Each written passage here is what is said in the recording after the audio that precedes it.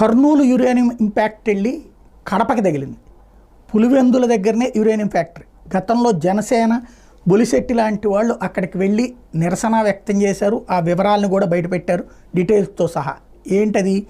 అక్కడ uranium factory, వాస్తవంగా uranium factory కనుక యురేనియంది నడిపితే అవి భూమిలోకి ఇంకకుండా ప్రత్యేక వ్యవస్థ ఏర్పాటు చేయాలి. దాని శుద్ధికి కానీ, అంటే యురేనియం శుద్ధి చేశాక వచ్చేటటువంటి నీళ్లు కూడా చాలా ప్రమాదకరమైనవి.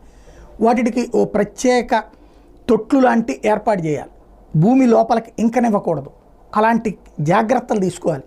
అవేమి పట్టించుకోకుండా భూమిలోకి వదిలేశారు.